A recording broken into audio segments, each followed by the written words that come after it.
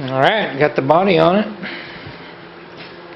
It's kind of what everybody's been waiting to see, if the body fits up with the wheels. I haven't touched it yet. I just got it sitting on there, and it's pretty damn close. It's going to be good to go. You know, this one pretty close, matches the circle, a little wide there.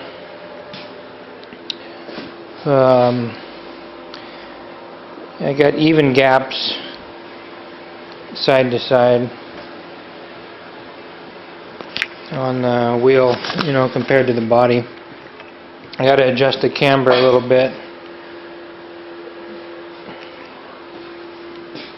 and the toe, get it dialed in a little bit better.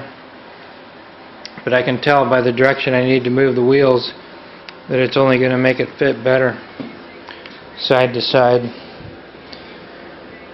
So anyway, it's going to be fine. I'm not going to have to do any tearing it apart, any cutting and splicing anyway. It's going to be good. You know, if it is off, I stuck a level from the bottom of the wheel down there. You know, and if it's off like a 1/4 inch. You know, if you split the difference, that's an 1/8 inch on both sides. So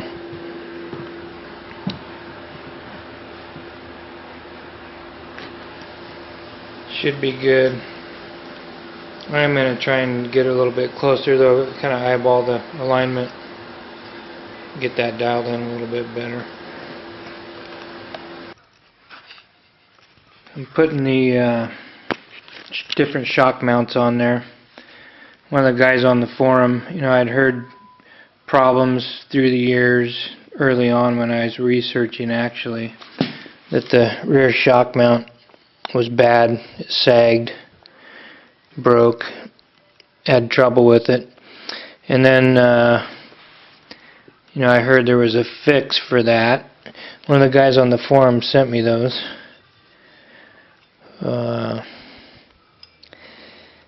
And now that I see both of them together, what's going on here, Factory 5 has superseded that and basically integrated this piece that would have been on the old one into the new design there. And I've heard reports that guys are saying this one actually holds up pretty well. So, you know, that was kind of me being misinformed and taking the research the wrong way or something. But Quick Racing Products makes a different shock mount, which is stout, you know, and it goes on there well. Pretty well thought out, pretty well designed. The kit comes with all the pieces you need, of course. It even comes with a tube to use for a bushing remover. And I just used one side of the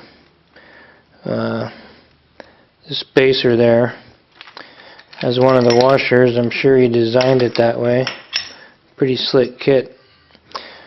But I can't show you how it bolts on. I'll show you later on when I get the body off how that thing bolts on there. But the shock bolts right off to the side. It's pretty sturdy.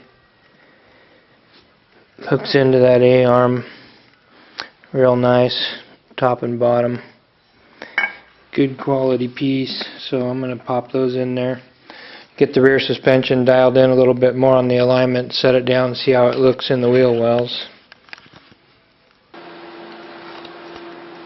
Alright, I've been back and forth, setting up the alignment, ride height of the body,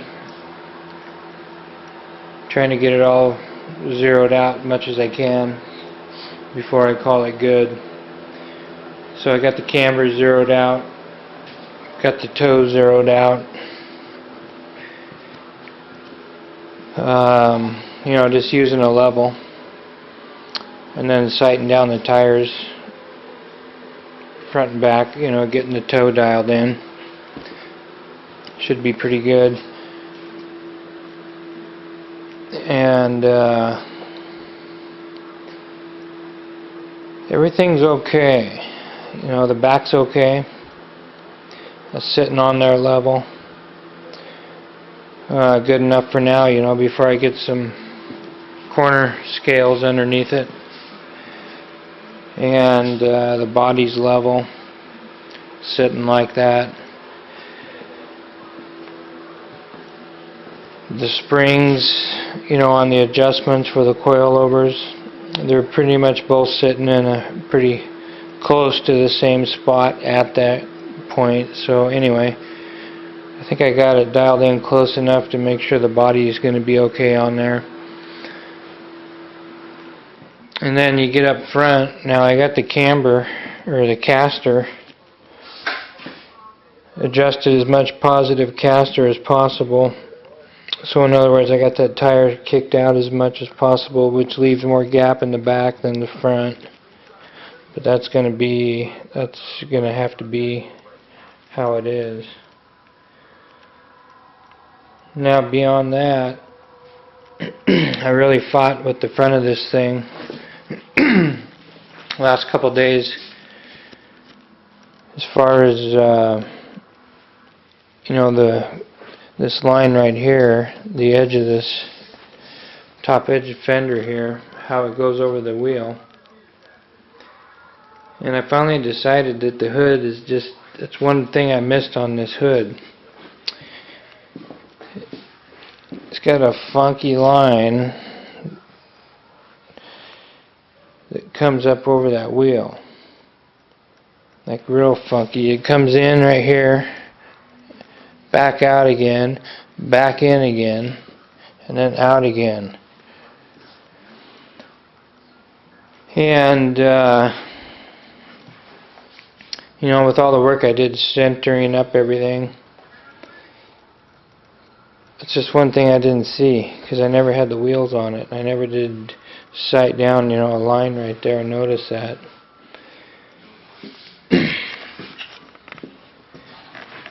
Compared to this side, you see how that comes straight down?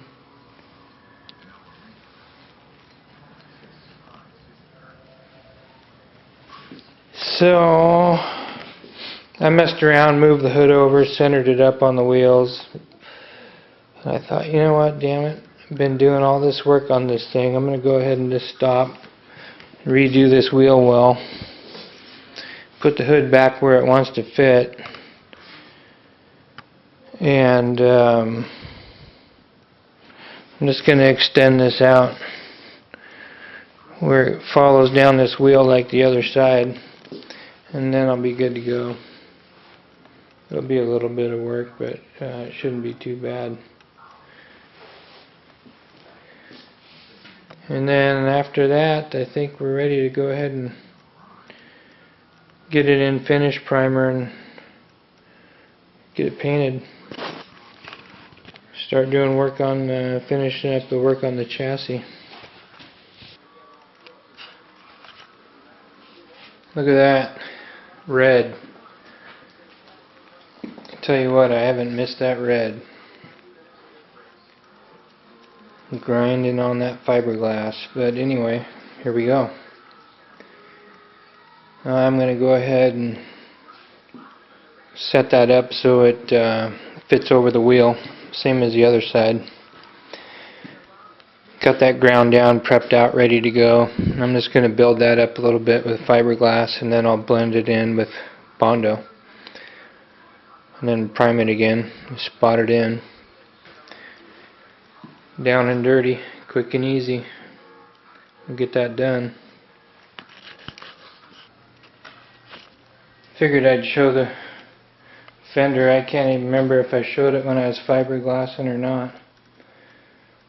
I spent all day grinding fiberglass and building that lip out, getting it matched up like the other side. So I'm just now getting starting to sand the Bondo on it, and came out pretty good. You know, the inside isn't messed with at all. Just added on to the lip that was already there basically. And then blend that into the rest. Should be good to go. Alright, moving right along. Back in cleanup mode again after doing the body work. Again, wheels are zeroed out as far as camber and toe. And you can sight down that fender with the wheel. Hopefully we can see that. Anyways, that line follows that tire pretty well. And this side, I still got it showing a little bit more tire down at the bottom, but it's better than it was. And then up top, I got that covered up over the wheel, and then a nice straight line here also. And I got a circle, which looks good. And the tires are sitting forward because I got my caster all the way forward, and that's just the look you're going to get from a performance car when you got your caster maxed out. Otherwise it'd be sitting center in the hole.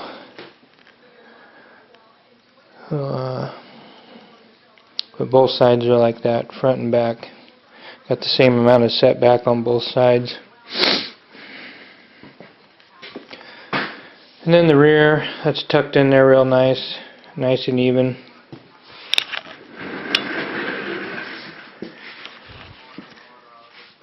Nice and even all the way around, looks pretty good.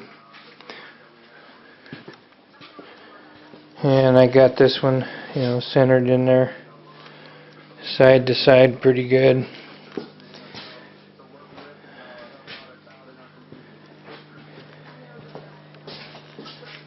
And same thing here, centered in the hole pretty well, tucked in there good. And this side here, this corner here, looks pretty good, and it's kind of hard setting up those coilovers, getting the height set up without corner scales. If you don't watch out, you could end up with weight on one corner, and I don't know, it's back and forth battle trying to get that set up. So right there where I got them, just a good guess. Got them evened out pretty well. And then, the ride height is pretty well, not only on the frame, measuring from underneath, but also to the, different points on the body, like on the front. Wheel wells, making sure that stuff is the same side to side also, which it is. Looks pretty good.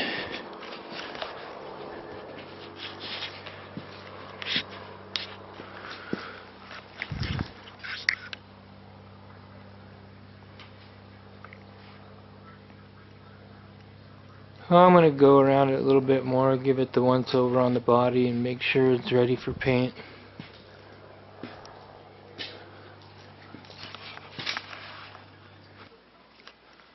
There it is from the side.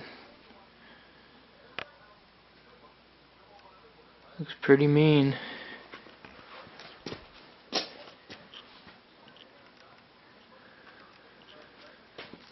Looking good, looking good. So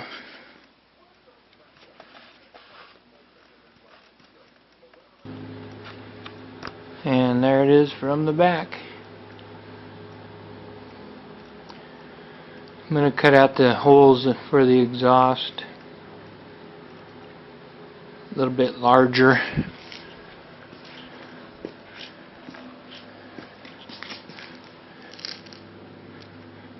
Looks pretty good. Same amount of tires showing on both sides. Looks pretty good as far as body sitting level to the ground.